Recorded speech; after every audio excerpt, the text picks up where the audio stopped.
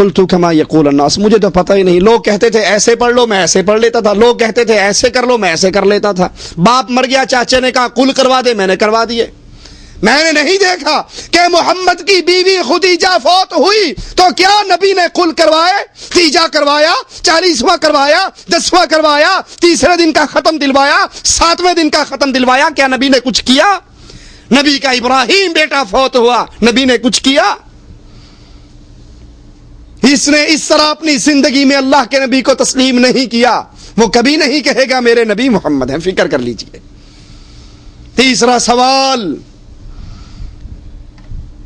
فرشتے پوچھیں گے ما دینک، تیرا دین کیا ہے؟ تو زندگی، دین کسے کہتے ہیں؟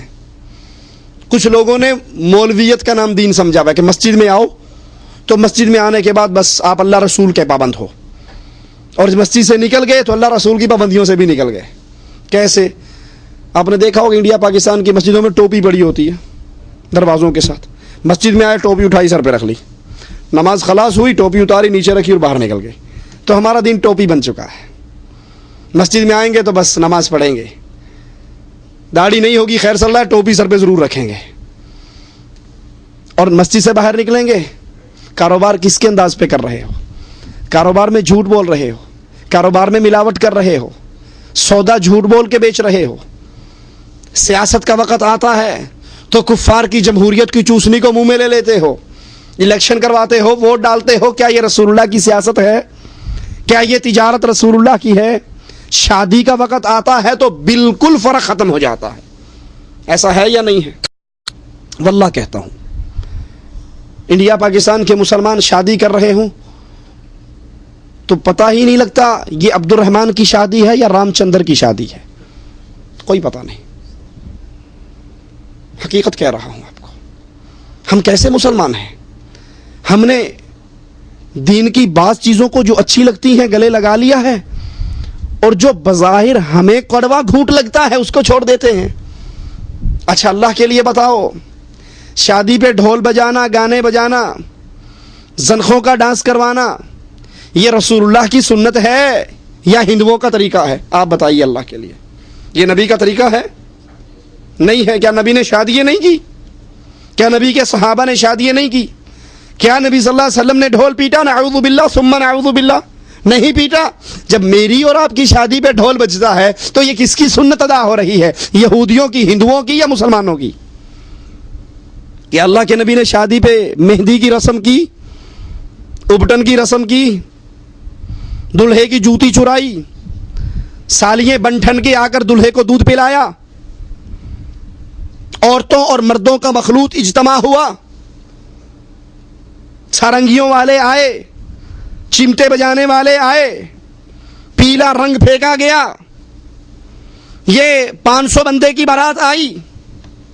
کیا اللہ کے نبی سے فاطمہ کے گھر سے جہیز نکلا؟ یہ شادی کس کی ہو رہی ہے؟ اگر یہ شادی پر ڈھول ہے، گانے ہیں، باجے ہیں، تماشا ہے، مہندی کی رسم ہے، ابٹن کی رسم ہے، جوتی چورائی ہے، دروازہ پکڑنے کی رسم ہے، یہ رسمیں آپ کی شادی پر ہیں، تو یہ شادی محمد کے دین پر شادی نہیں ہو رہی، یہ ہندوؤں کے مذہب پر شادی ہو رہی ہے۔ ما دینک، آپ کا دین کیا ہے؟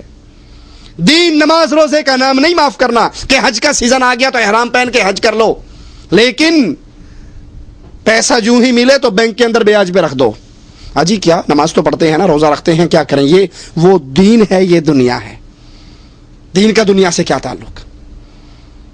دین اسلام ایک ایسا دین ہے جو زندگی کے ہر موڑ کے اوپر اپنے ماننے والوں کی ہدایت کے لیے نور کا مینارہ بن چکا ہے۔ ہر مسئلے پر، نماز نہیں، عبادت نہیں، دین میں زندگی کا ہر مسئلہ۔ یہی تو یہودی اعتراض کرتے تھے، تمہارا نبی بڑا عجیب ہے، یہ باتھ روم میں جانے، استنجے کرنے کے طریقے بھی تمہیں سکھاتا ہے۔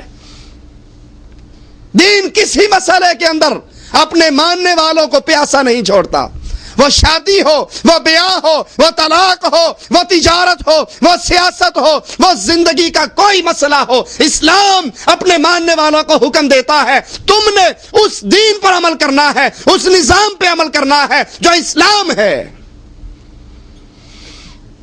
اور اسلام کیا ہے؟ اسلام کیسا دین ہے؟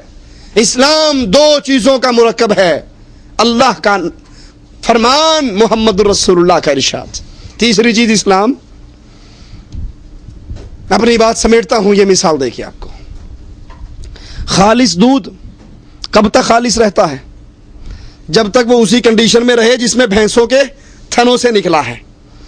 کوئی گویا دودھ والا یہ کہے، گوالا آپ سے کہے صاحب آپ نہیں جانتے میں اپنے دودھ کے اندر مکہ شریف سے لایا ہوا زمزم ملا کر بیچتا ہوں، کیا خیال ہے؟ آپ کہو گے بڑا اچھا کام کر رہا ہے یار، کہو گے چوٹی کا فراڈی ہے، لوگوں کو دھوکہ دے رہا ہے زمزم کے نام پہ۔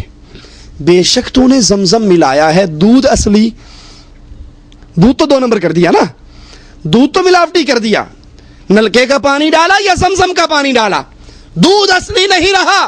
اصلی اسلام کیا ہے؟ قال اللہ وقال الرسول، بس اس کے آگے کچھ نہیں۔ اللہ نے یہ کہا، رسول اللہ نے یہ کہا، نہ تیسری ذات ہے، نہ تیسری بات ہے، نہ تیسرا کلام ہے۔ اور جب ہم اللہ رسول کے فرمان میں سیاست لیتے ہوئے یہودیوں کی ڈالیں گے، کاروبار کرتے ہوئے بنیوں کا ڈالیں گے، نکاح شادی ہندوؤں کی ڈالیں گے، تو کیا خیال ہے یہ دین اسلامی رہے گا؟ یہ دین خالص رہے گا؟ یہ دین ملاوٹی ہو جائے گا۔ اللہ کے لیے اس دین کو ملاوٹی نہ کیجیے۔ قبر میں سوال ہوگا تمہارا دین کیا ہے؟ جس نے زندگی کے ہر مسئلے میں اسلام کو اوڑھنا بچھونا بنایا، ہر کام کرنے سے پہلے سوچا کہ اسلام کیا کہتا ہے۔ ہماری بڑے بھائی کی شادی ہوئی تو گھر کے اندر نہ کوئی گانا، نہ باجا، نہ ڈھول، نہ ڈھمکا، نہ صحرا، نہ ابٹن، کچھ بھی نہیں۔ پڑوسی ہمارے گھر آئے، کہنے لگے صاحب آج آپ کے گھر میں شادی ہے یا میت ہے؟ ڈولی اٹھ رہی ہے یا چارپائی اٹھ رہی ہے؟ کچھ بھی نہیں ہے۔ بلکہ جب ہمارے بھائی جا کر دلہن کے گھر بیٹھے، جہاں بیٹھنے والوں کا انتظام تھا، تو کچھ مانگنے والے آ گئے۔ اب پہلی صوفے کے اوپر ہم 5 بھائی، اور 5 ہی ایسے اللہ کی رحمت سے سارے بیٹھے ہوئے، سب نے اچھے کپڑے پہنے ہوئے۔ اب وہ آ کر کہتا ہے مانگنے والا، پیسے مانگتا ہے، تو میرے بھائی کے سالہ صاحب کہنے لگے کہ تم یہ بتاؤ دلہا کون سا ہے، تو جتنے کہو گے اتنے دے دوں گا۔ اب اس کو کیا پتا دلہا کون ہے؟ نہ اس کے منہ پہ صحرا ہے، نہ اس کے پیلے کپڑے ہیں، نہ اس کا کوئی اور مسالہ ہے۔ وہ کہتا دلہا بتاؤ کون سا ہے۔ یہ تانے تو آپ کو ملیں گے کہ آج تمہارے گھر میں شادی ہے یا میت ہے، چارپائی اٹھتی ہے یا ڈولی اٹھتی ہے، لیکن مسلمان ہر کام میں دیکھتا ہے ساری کائنات ناراض ہو جائے، منظور ہے کائنات کا رب ناراض نہ ہو۔ اگر اللہ ناراض ہو گیا تو دنیا بھی گئی، آخرت بھی گئی۔ جس نے اپنی زندگی میں یہ سوچا اسلام اللہ کا، رسول اللہ کے فرمان کا نام ہے، میں کسی اور کی بات، 3rd پرسن کی بات اس میں داخل نہ کروں، تو سمجھ لیجئے وہ قبر میں کہے گا میرا دین اسلام تھا۔ اور جس نے نماز تو اسلام سے لے لی، حج اسلام سے لے لیا، روزہ اسلام سے لے لیا، لیکن باقی مسائل کے اندر کوئی کہیں سے امپورٹ کر لی، کوئی کہیں سے امپورٹ کر لی، وہ کبھی نہیں کہہ سکے گا میرا دین اسلام ہے۔ اللہ کے لیے پیارے بھائیو فکر کر لو۔ پھر یاد کروا دوں، یہ زندگی پہلا اور آخری موقع ہے۔ یہ زندگی ختم ہو گئی، انگوٹھے چبائیں گے، روئیں گے، پیٹیں گے، کہیں گے افسوس یا لیتنی لم اتخذ فلانا خلیلا، کاش فلاں کے پیچھے نہ چلتا، فلاں کو دوست نہ پکڑتا، فلاں راستے کی تباہ نہ کرتا، کاش اللہ اور اس کے رسول کی تباہ کرتا۔ یاد کر لیجئے یہ زندگی ختم ہونے کے بعد چانس نہیں ملنے والا، واپسی نہیں ہوگی۔ پھر اس جہان میں جو پاس ہو گیا وہ ہمیشہ کے لیے پاس ہوگا، جو فیل ہو گیا وہ ہمیشہ کے لیے فیل ہوگا۔ اللہ سے دعا ہے اللہ اپنی رحمت سے ہمیں ہمیشہ کی جنت والوں میں داخل فرما دے۔ اللہ ہماری خطاؤں کو معاف فرما دے، اللہ ہماری سیاہ کاریوں کو معاف فرما دے۔